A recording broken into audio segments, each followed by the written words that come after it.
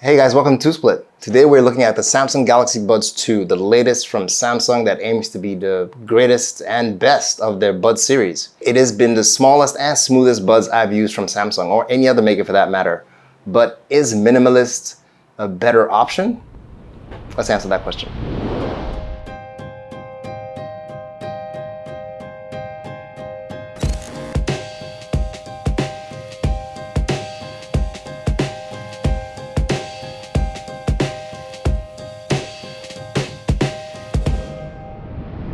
Straight off the bat, like I said, they're really small, really smooth, and they're very comfortable. I think they aim to fix some of the complaints some people had about ear canals fitting into the Buds Pro, but these aren't exactly successors to the Buds Pro. They're more like successors to the Buds series, the Buds Plus, the Buds Live, and you get it, Samsung trying to fix their naming convention. These are really ergonomically very nice. They feel good to the touch, they're very smooth. They're 20% smaller and 50% lighter than the Buds Plus. They come in the same unique squircle case that the Buds Live and the Buds Pro came in. The only difference is that all the cases, all the colors, no matter which one you pick, whether it's olive, lavender, graphite, and white, the outer case will always be white. Yeah. Then the main color will be sitting on the inside, whatever you choose. So this is graphite. So it'll have a two-tone, and that's how you know your color. So outside it'll always be white. Because of the ergonomical nature, like I said, how small it is, it plops right into your ear and fits perfectly. Some of the people complain about the Buds Pro having a little bulge at the end that made it a little hard to fit into your ear, especially if you had really small ear canals. I don't think anybody's gonna make that complaint with this model. But if your ear is really wide, maybe a little like mine, I noticed that they may come off if you shake them really hard, depending on the tip you pick. And because they're really small, you may be worried about losing them when you jiggle the case around, but not to worry, they are magnetized. So when you drop them in, it sort of just finds this perfect holding place, and that keeps them snugly in the case. So moving on to water resistance, how do they hold up against water? For those of you that want to run, swim, jump in the beach, bottom line, don't do it. These are only IPX2 water resistance. In English, they don't like water. They'll survive really light moisture, not even a lot. You can't even sweat heavy on these in comparison to the Buds Pro, which were much higher. You can't sweat heavy on these at all. So my advice, keep them away from the pool. Don't dump them in the toilet. Just don't even, if you're a heavy sweater in the gym, this is not for you, unfortunately.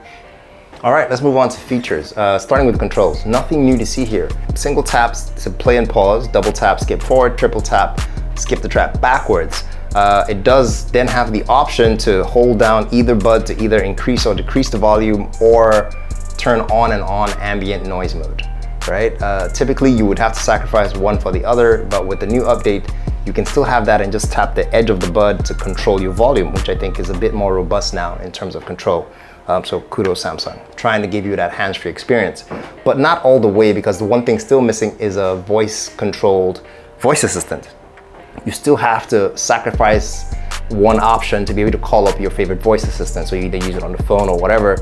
But again, that's a trade-off you'd have to make at some point in terms of controls. But other than that, everything else is awesome.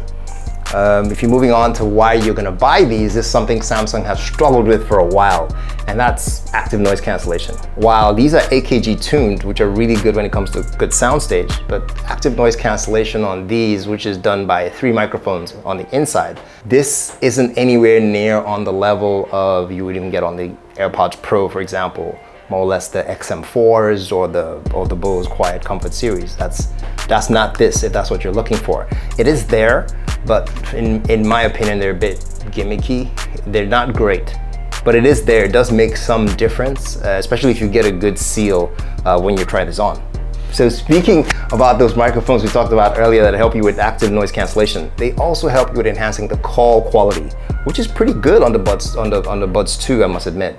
Everyone I called said they could hear me quite clearly, even when I wasn't on the street with cars whizzing by.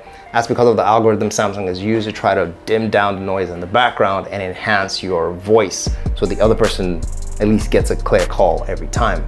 So this supports your typical codecs, SBC, AAC if you're an iPhone guy, and then it supports Samsung Scalable Audio. That's a special codec Samsung has created that enhances MP3 files and SBC files to make them sound a whole lot better. So if you have a Galaxy device or a Samsung device that supports that, you know, that's one plus for you because I said one plus. And that's a plus for you because that just gives you better quality audio based on that codec. You gotta keep that in mind.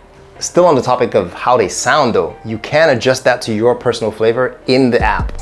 Just go to the EQ settings and adjust it either for more bass if you're a bass head, or for a better mid sound stage, or you want to get those highs so you can get those vocals clear.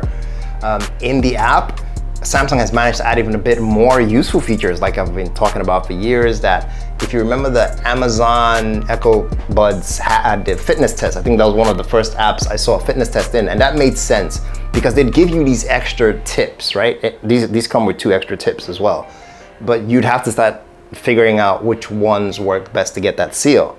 So the app has a fitness test, so when you put it in, you can just run the app and it'll tell you that you don't or you do have a good seal, and that way you know what is giving you the optimal sound quality for your seal, right? Which I think is useful. Other useful features are the Find My Buds feature, which is in the app, but however, keep in mind that these only work on the Android version of the app. As the time I make this video, they hadn't updated the version for the iOS, so you're not gonna get all the features on your iOS device. And besides, if you can afford it, I would just advise you buy AirPods Pro. If you can't afford it, there may be better options out there. I'll probably do a video that lists out the best options other than an AirPod if you're an iPhone user and don't want to buy that for some weird reason. Anyway, we will have that conversation. On to battery life. How long do they last? Full charge, Samsung says this will give you about 5 hours on a full charge. Listening time per use, I have gotten 4 hours plus each time from full to empty. Maybe it's the way I use it. Maybe it's the kind of music I listen to. I don't know.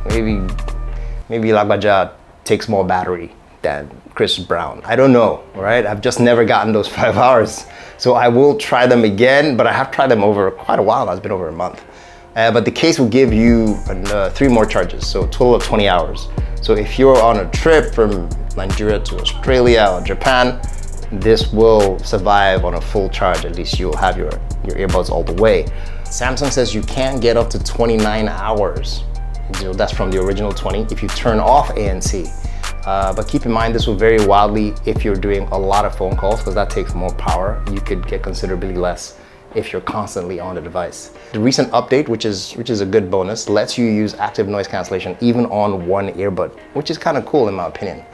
So moving on to my final verdict. Who is this for? Like I wanted to say earlier. So if you have a Galaxy smartphone, plus so you can use the scalable codec, and you're in that ecosystem, easily connect, no problem, blah, blah, blah. If you don't already own a Galaxy Buds Plus or Pro or even Live, and you're looking for cheap, great Bluetooth earbuds, this is perfect for you.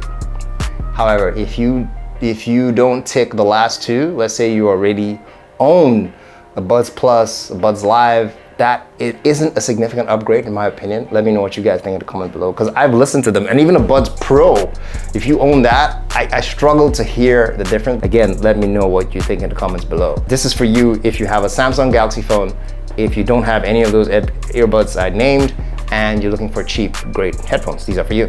These are not for you if you're looking for Sony level noise canceling because you want to drown out those low bass trebles on a plane. No, they will still get through. They do help, but it will get through. If you're looking for that quality of seal out, if you want something waterproof, again, these are not for you if you work out a lot in the gym. And that's it. Those are the 2 broad categories. And of course, if you own an iPhone and you already have AirPods, these are not for you. And that's my take on the Samsung Galaxy Buds 2. Good headphones. I love the case. It's really ergonomic, really nice. I don't know what the choice is, why everything is now white and the color two-tone is now on the inside. It looks great, but I don't know how durable that's gonna be with scud marks and people licking. Let me know what you guys think in the comment below. I will see you in the next video with more head-to-head versus on more buds coming up soon. We have quite a slew of headphones in the studio, so we're gonna have to make out the videos really quickly. Thanks for watching, guys. Don't forget to like and subscribe. I will see you in the next video. Take care.